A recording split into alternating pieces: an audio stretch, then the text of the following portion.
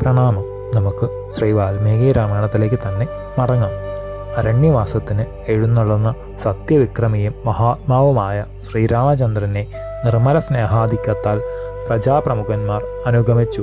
രഥത്തെ പിന്തുടരുന്ന അവരോട് മടങ്ങിപ്പോകുവാൻ നിർബന്ധിച്ചുവെങ്കിലും ശരൽക്കാര ശശാങ്കനെ പോലെ ആഹ്ലാദകാരിയായ ദാശരഥിയെ വിട്ടുപിരിയുവാൻ ഒരുവർക്കും സാധിച്ചില്ല.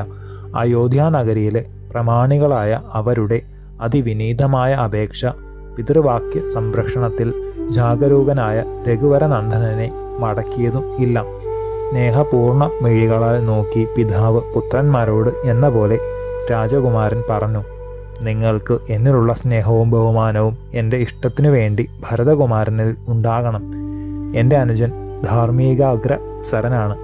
നിങ്ങളുടെ ആനന്ദവും ഇഷ്ടവും അറിഞ്ഞ് എന്തു ചെയ്യുവാനും അവന് സാധിക്കും. ശാന്തചിത്തനായ ഭരതൻ അതിവീര്യവാനാണ്. അഭയപ്രദനായ പ്രഭുവാണ്. വയസ്സ് നോക്കിയാൽ ബാലനായി തോന്നിയേക്കാം, എന്നാൽ അറിവിൽ അതിവൃദ്ധനായി കഴിഞ്ഞിരിക്കുന്നു. രാജകീയ ഗുണങ്ങൾ ഒത്തുചേർന്ന അനുജനെ യുവരാജാവാക്കിയത് ഏറ്റവും യുക്തമായിട്ടാണ്. നിങ്ങളും ഞാനും മഹാരാജാവായ അച്ഛൻ്റെ കൽപ്പന അനുസരിക്കേണ്ടവരല്ലേ? ഞാൻ അരണ്യവാസത്തിന് പോകുന്നതിനാൽ മന്നോർ മന്നവൻ വ്യസനിക്കാതിരിക്കുവാൻ വേണ്ടത് ചെയ്യണം. അതാണ് എനിക്ക് ഏറ്റവും പ്രിയമേറിയ കാര്യം. ധർമ്മസ്വരൂപി തന്നെയായ ശ്രീരാമചന്ദ്രൻ്റെ അചഞ്ചല മനസ്ഥിതി കാണും തോറും ജനങ്ങൾക്ക് ആ രാജവാഴ്ചയിൽ അഭിലാഷം അടിക്കടി ഏറി വന്നു. ദുഃഖാശ്രു പ്രവാഹത്താൽ അവശരായ ജനങ്ങളെ ഗുണഗണങ്ങളാകുന്ന പാശത്താൽ ലക്ഷ്മണാന്യുതനായ ദാശരഥി കെട്ടിവലിക്കുന്നുവോ എന്ന് തോന്നും. വിജ്ഞാനം, തപശക്തി, വയസ്സ് എന്നീ 3 ഗുണങ്ങൾ കൊണ്ട് വൃദ്ധരായ ബ്രാഹ്മണശ്രേഷ്ഠന്മാർ വിറയ്ക്കുന്ന ശിരസുകളോടെ ശ്രീ രഘുവര തിലകനെ വഹിച്ച് അതിവേഗമോടുന്ന അല്ലയോ തുരകങ്ങളെ, നിങ്ങൾ ഓട്ടമൊന്ന് നിർത്തുവിൻ. മഹാരാജാവിന് ഇഷ്ടപ്പെട്ടവരാകുവിൻ. ജീവജാലങ്ങൾക്കെല്ലാം ചെവിയുണ്ടല്ലോ, വിശേഷിച്ചും കുതിരകൾക്ക് ബുദ്ധിയുമുണ്ട്. ഞങ്ങളുടെ വിനീതാഭ്യർത്ഥന സ്വീകരിച്ച് നിങ്ങൾ നിൽക്കണേ. നാട്ടിൽ നിന്ന് കാട്ടിലേക്ക് കൊണ്ടുപോകാതെ ഞങ്ങളുടെ വീര്യരാമനെ, സർവ്വജീവികൾക്കും നാഥനായ ഈ മഹാത്മാവിനെ ഇങ്ങോട്ട് കൊണ്ടുവരൂ. ദുഃഖ പ്രലപനത്തോടെ തേരിനെ അനുഗമിക്കുന്ന ഭൂദേവവൃദ്ധന്മാരെ കണ്ടപ്പോൾ ദശരഥ നന്ദനൻ രഥത്തിൽ നിന്ന് ഇറങ്ങി. എന്നാൽ വനവാസം നിശ്ചയിച്ച ആ ഹൃദയത്തിന് അല്പം പോലും ഇളക്കം ഉണ്ടായില്ല. ഏറ്റവും വിനീതനായി സീതാ ലക്ഷ്മണ സമേതനായി പതുക്കെ നടന്നു തുടങ്ങി. ആ ഉത്തമ ദ്വിജന്മാരെ തേരിൻ്റെ പിന്നിൽ നിന്ന് പിന്തിരിപ്പിക്കാൻ ദയാർദ്ര ദൃഷ്ടിയായ ശ്രീ രഘുവരനന്ദനന് സാധിക്കാതെ വന്നു. വാഹനം ഇല്ലാതെ കാൽനടയായി മുന്നോട്ട് പോകുന്ന കുമാരനെ കണ്ട് പരിഭ്രാന്ത ചിത്തരായ അന്ധണവര്യന്മാർ, ബ്രഹ്മജ്ഞനായ അങ്ങയുടെ പിന്നാലെ തന്നെ ബ്രാഹ്മണരായ ഈ ഞങ്ങളുമുണ്ട്. ഹോതാക്കളായ വിപ്രവര്യന്മാർ അഗ്നിയെ ചുമലിൽ വഹിച്ച് ഞങ്ങളുടെ ഒന്നിച്ചു വരുന്നു. ശരൽക്കാല മേഘങ്ങൾ പോലെയുള്ളതും വ്യാജപേയങ്ങൾ എന്ന് പേരാർന്നതുമായ യാഗക്കുടകൾ വഹിച്ച ഞങ്ങൾ അവിടേക്ക് തണലേകാം. കുടയില്ലാതെ വെയിൽ കൊണ്ട് നടന്ന് ക്ഷീണിക്കരുതേ. വാജപേയ കുടയുടെ കീഴിൽ നിൽക്കണേ. ഉണ്ണി, വേദമന്ത്രങ്ങളിൽ മാത്രം തങ്ങി നിൽക്കുന്ന ഞങ്ങളുടെ മനസ്സ് കുമാരൻ്റെ പിന്നാലെ വനവാസത്തിൽ എത്തിക്കഴിഞ്ഞു. മനോനിയന്ത്രണം കൂടി ഞങ്ങൾക്ക് സാധിക്കുന്നില്ല. ഞങ്ങളുടെ ഉത്തമോത്തമമായ അനശ്വര ധനം വേദമാണ്. അത് ഞങ്ങളുടെ ഹൃദയത്തിൽ ഭദ്രമായി വെച്ചിട്ടുണ്ട്. ചാരിത്ര ഭൂഷകളാൽ അലങ്കൃതകളായ ധർമ്മപത്നികൾ ഗൃഹങ്ങളെ സംരക്ഷിച്ചുകൊള്ളും. അവിടുത്തെ അനുഗമിക്കുന്ന പുണ്യകാര്യം ഞങ്ങൾ തീർച്ചപ്പെടുത്തി. മറ്റൊന്നും പറയരുതേ രാമ. അവിടുന്ന് ധർമ്മത്തിൽ നിന്ന് വ്യതിചലിച്ചാൽ ആ സത്പഥത്തിൽ സഞ്ചരിക്കുവാൻ ആരാണ് ഉണ്ടാവുക? ദൃഢവ്രതനായ അവിടുത്തോട് അരയന്നം പോലെ വെളുത്ത ശിരസുകൾ ഭൂമിയിലെ പൊടിപടലം പുരളത്തക്ക വിധം താഴ്ത്തിക്കൊണ്ട് ഞങ്ങൾ യാചിക്കുന്നു. അവിടുന്ന് കൽപ്പിച്ചു മടങ്ങണം. അവിടുത്തെ അനുഗമിക്കുന്ന ഞങ്ങളിൽ പലരും ഉത്തമയാഗങ്ങളിൽ ചിലത് ആരംഭിച്ചിട്ടുണ്ട്. അവിടുന്ന് വന്നാലേ അവ സമംഗളം മുഴുമിക്കുകയുള്ളൂ. ചരങ്ങൾക്ക് മാത്രമല്ല അചരങ്ങൾക്കും സ്നേഹമെന്ന വികാരമുണ്ടല്ലോ. സ്നേഹസ്വരൂപിയായ ഭവാൻ ഈ അർത്ഥികളിൽ ദയ കാണിക്കണേ.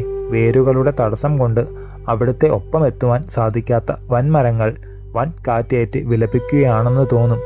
ഇര തണ്ടാതെ ശബ്ദിക്കാതെ അനങ്ങാതെ പറവകളിതാ മാമരക്കൊമ്പുകളിൽ ഇരുന്ന് പ്രാർത്ഥിക്കുന്നു. ഭക്തന്മാരിൽ കരുണാവാരതിയായ അവിടുന്ന് എന്താണ് ഇതൊന്നും കാണാത്തത്? ശ്രീരാമചന്ദ്രനെ അരണ്യവാസത്തിൽ നിന്ന് പിന്തിരിപ്പിക്കാൻ വിപ്രശ്രേഷ്ഠന്മാർ ഇത്തരത്തിൽ ദീനദീനം വിലപിച്ചു കൊണ്ട് അനുഗമിച്ചു. ദശരഥ നന്ദനന്മാരുടെ ഗമനം തടയത്തക്ക വിധം തമസാ നദിയെ മുന്നിൽ കണ്ടു. സുമന്ത്രർ തേരിൽ നിന്ന് കുതിരകളെ അഴിച്ചുവിട്ടു. ക്ഷീണിച്ച അവയ്ക്ക് വെള്ളം കൊടുത്ത് ഉടൽ നനച്ച് മേയുവാൻ നദീതീരത്തിലാക്കി. പ്രകൃതി മനോഹരമായ തമസാ നദീതീരത്തിൽ ഇരിക്കുന്ന രഘുനന്ദനൻ സീതാദേവിയെ കടാക്ഷിച്ച് മന്ദഹസിച്ചു. സമീപത്തിൽ ധനുർബാണ പാണിയായി നിൽക്കുന്ന അനുജനോട്, ലക്ഷ്മണ, ശുഭം വന്നു ചേരട്ടെ. വനവാസത്തിലെ ആദ്യ രാത്രിയാണിത്. ഉത്കണ്ഠ ഉണ്ടാകരുത്. വിജനങ്ങളായിരിക്കുന്ന അരണ്യങ്ങൾ സ്വസ്ഥാനം അണയുവാൻ വെമ്പി വന്നിരുന്ന പക്ഷിമൃഗാദികളുടെ ശബ്ദങ്ങളാൽ കരയുന്നത് പോലെ തോന്നുന്നു. നാം വിട്ടുപോകുന്ന ദുഃഖത്താൽ അച്ഛൻ്റെ കൊട്ടാരത്തിൽ അന്തഃപുര സ്ത്രീകളും മറ്റുള്ള ജനങ്ങളും വിലപിക്കുന്നുണ്ടായിരിക്കാം. അയോധ്യാനഗരമാകെ വാനത പടർന്നു പിടിച്ചിരിക്കും. അനേകം ഗുണങ്ങൾ ഒത്തുചേർന്ന അരച്ചൻ പ്രജകൾക്കെല്ലാം പ്രിയം ഏറിയവനാണ്. നിന്നെയും എന്നെയും ഭരതനെയും ശത്രുഘ്നെയും പൗരന്മാർ ഇഷ്ടപ്പെടുന്നു. നമ്മുടെ വിയോഗത്തിൽ വ്യസനം ഒതുക്കുവാൻ സാധിക്കാതെ കരയുന്ന അച്ഛനെയും അമ്മയെയും ഓർക്കുമ്പോൾ ഹൃദയം ചലിക്കുന്നു. ധർമ്മനിരതനായ ഭരതൻ ധർമ്മകാമാർത്ഥങ്ങൾ നിറഞ്ഞ സാന്ത്വന വാക്കുകളാൽ അച്ഛനമ്മമാരെ സമാധാനിക്കാതിരിക്കുകയില്ല. ഭരതന്റെ സൗശീല്യം വീണ്ടും വീണ്ടും ഓർമ്മ വരുന്നതിനാൽ മാതാപിതാക്കന്മാരെ പറ്റി യാതൊരല്ലലും എനിക്ക് തോന്നുന്നില്ല. നിന്റെ കർത്തവ്യമേതോ അത് എന്നെ അനുഗമിച്ചുകൊണ്ട് നീയും ചെയ്യുന്നു. ഇല്ലെങ്കിൽ സീതയെ കാത്തുരക്ഷിക്കുവാൻ എനിക്ക് തുണയായി ആരെയെങ്കിലും അന്വേഷിക്കേണ്ടി വരുമായിരുന്നു. ഈ രാത്രി ജലം മാത്രം കുടിച്ച് കഴിക്കണം. ഫലമൂലാദികൾ ധാരാളമുണ്ടെങ്കിലും ഇന്ന് ഇത് മതി എന്നാണ് എൻ്റെ അഭിപ്രായം. ദേവന്റെ കണ്ണുകൾ സുമന്ത്രരിൽ പതിച്ചു. സൗമ്യനായ സുമന്ത്രരെ, അവശരായി തീർന്ന കുതിരകളിൽ ശ്രദ്ധിക്കുക. സൂര്യൻ അസ്തമിച്ചു. സുമന്ത്രർ കുതിരകളെ കെട്ടി ധാരാളം പച്ചപ്പുല്ലിട്ട് കൊടുത്ത് സമീപത്തൊരിടത്ത് വിശ്രമിപ്പിച്ചു. സന്ധ്യാവന്ദനം ചെയ്ത് എഴുന്നള്ളുന്ന ശ്രീരാമനെ വൃക്ഷങ്ങളുടെ മിഥുല പത്രങ്ങൾ, തളിരുകൾ എന്നിവ കൊണ്ട് സൂതൻ സൗമിത്രിയോടുകൂടി മെത്ത നിർമ്മിച്ചു. തമസാ നദീതീരത്തിൽ അനുജനോടുകൂടി ഉണ്ടാക്കിയ ശയ്യയിൽ സീതാസമേതനായി കിടന്നു.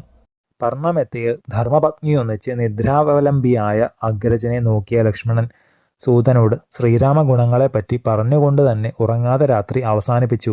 ഉത്തമ ഗോക്കൾ നിറഞ്ഞ് ശോഭിക്കുന്ന തമസാ നദീതീരത്തിൽ മഹാബ്രാഹ്മണരോടും പൗരപ്രമുഖന്മാരോടുമൊത്ത് ശ്രീരാമചന്ദ്രൻ അന്നത്തെ ദിവസം കഴിച്ചുകൂട്ടി. ശേഷം ചരിതം നമുക്ക് അടുത്ത ഭാഗത്തിലൂടെ കാണാം. ഗുരുപാദങ്ങളിൽ സാഷ്ടാംഗ പ്രണാമത്തോടെ നമസ്കാരം.